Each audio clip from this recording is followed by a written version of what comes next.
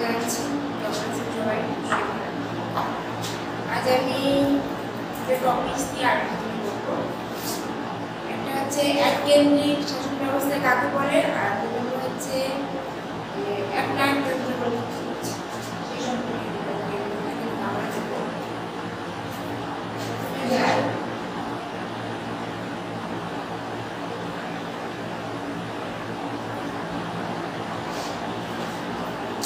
একনায়কতন্ত্র বলতে আসলে আমরা কি বুঝি সেটাই। সার্বভৌম ক্ষমতা একটি রাষ্ট্রের সার্বভৌম ক্ষমতা হচ্ছে কেন্দ্রীভূত থাকে একটিমাত্র বা একজন মাত্র ব্যক্তি তার হাতে থাকে, এবং সেই ইচ্ছা হচ্ছে যদি সে শাসনকার্য পরিচালনা করে তাহলে তাকে আমরা একনায়কতন্ত্র শাসন ব্যবস্থা বলবো। সমস্ত ক্ষমতা একজন ব্যক্তির হাতেই থাকে।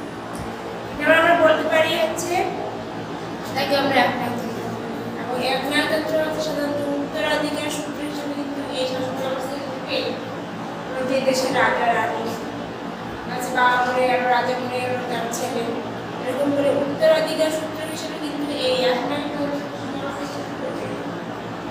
এটা একজন ব্যক্তি হাতে যদি রাষ্ট্রের স্বার্থ থাকে এবং সেই ব্যক্তি ইচ্ছা অনুযায়ী দেশ পরিচালনা করে থাকে তাহলে তাকে আমরা বলবো একনায়কতন্ত্র। এবার আসি এককেন্দ্রিক শাসন ব্যবস্থা বলতে আসলে আমরা কি বুঝি।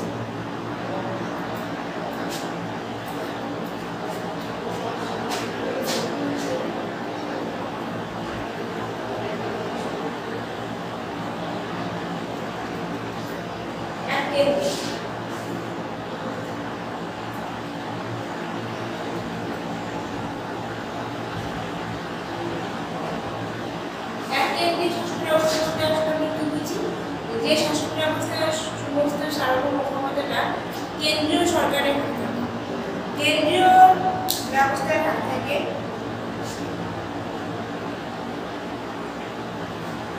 যে সমস্ত দেশের সার্বভৌম ক্ষমতাটা কেন্দ্রীয় সরকারের হাতে থাকে, সেই সরকার ব্যবস্থাকে আমরা বলবো এককেন্দ্রিক সরকার। এখানে কিন্তু একজন ব্যক্তি কিন্তু সরকারের হাতে থাকবে কিন্তু এই সার্বভৌম। আসলে এখানে কেন্দ্র হচ্ছে কি করবে, তার ক্ষমতাটা বা সার্বভৌমতা আছে কিন্তু সে অন্যার কাছে নিজের কাছেই কিন্তু না, সরকারের কাছেই কিন্তু না। যেমন আমরা বলতে পারি উদাহরণ হিসেবে বাংলাদেশ, পাকিস্তান, ভারত এবং চীন, এই সমস্ত দেশে কিন্তু কেন্দ্রীয় সরকারের হাতে এককেন্দ্রিক শাসন ব্যবস্থা পরিচালনা করছে। বর্তমানে কিন্তু বাংলাদেশে গণতান্ত্রিক বলা যাবে না, গণতান্ত্রিক বলা চলে, বলা চলে, আবার হচ্ছে এককেন্দ্রিক শাসন ব্যবস্থা বলা চলে। কারণটা কি, এখানে সমস্ত ক্ষমতাটা হচ্ছে কেন্দ্রীয় সরকারের হাতে নিয়োজিত রয়েছে। কেন্দ্রীয় সরকার কিন্তু নিজের ইচ্ছা মতো দেশটা পরিচালনা করে, এবং কেন্দ্রীয় সরকার কি করে, তার নিজের যে সার্বভৌম ক্ষমতাটা আছে তার উপরে ভিত্তি করে জনগণের কল্যাণের উপরে ভিত্তি করে জনগণের কল্যাণের দিকে তাকিয়ে দেশের কল্যাণের দিকে তাকিয়ে কিন্তু এই এককেন্দ্রিক শাসন ব্যবস্থা সরকার সমস্ত ক্ষমতা নিজের কাছে কিন্তু রেখে দেয়, এটি কিন্তু অন্য কারো কাছে দেয়। এই জন্য এটিকে বলা হয় যে এককেন্দ্রিক শাসন ব্যবস্থা। যেমন আমরা বলতে পারি বাংলাদেশে, বলতে পারি বাংলাদেশ, চীন, ভারত, এগুলো কিন্তু প্রজাতন্ত্র করা।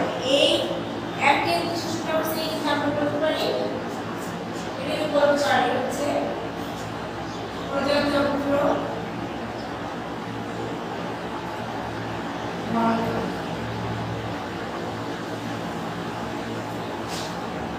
এই শাসন ব্যবস্থাগুলো কিন্তু একই প্রকার। এককেন্দ্রিক শাসন ব্যবস্থার যে প্রকার, প্রজাতন্ত্র ঠিক সেই প্রকার, গণতন্ত্র কিন্তু সেই একই প্রকার। কারণটা কি, এই তিনটি শাসন ব্যবস্থায় কিন্তু সমস্ত ক্ষমতাটা আমাদের এই সার্বভৌম যে ক্ষমতাটা আছে সেই ক্ষমতাটা কিন্তু নিজেদের কাছে নিজেদের কাছে সরকারের রেখে দেয়। এখানে কিন্তু অন্য কারো কাছে ক্ষমতাটা কিন্তু তারা হস্তান্তর করে না। এই জন্য এই তিনটাকে আমরা এককেন্দ্রিক শাসন ব্যবস্থা বলবো। একই রকম কারণ হচ্ছে প্রজাতন্ত্র এবং গণতন্ত্র হচ্ছে, কারণে কি, প্রজাতন্ত্র এবং গণতন্ত্র হচ্ছে জনগণের দ্বারা নির্বাচিত, সেরকম কিন্তু এককেন্দ্রিক শাসন ব্যবস্থা কিন্তু গণতন্ত্রের দ্বারা নির্বাচিত। ঠিক আছে, কারণ হচ্ছে এককেন্দ্রিক শাসন ব্যবস্থা কিন্তু নিজে নিজে বা প্রজাতন্ত্র বা গণতন্ত্র কিন্তু একে একে কিন্তু সরকার নিজে সরকার ব্যবস্থা কিন্তু এরা গঠন করে।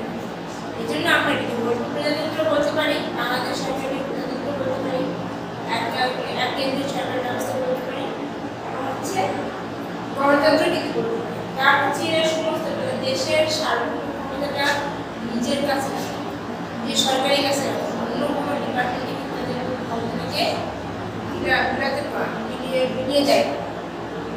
জন্য আমরা এটাকে বলতে পারি এক কেন্দ্রিক শাসন ব্যবস্থা। তাহলে বুঝতে পারলেন নিশ্চয়ই। আজ আমার ক্লাস শেষ হয়ে গেছে।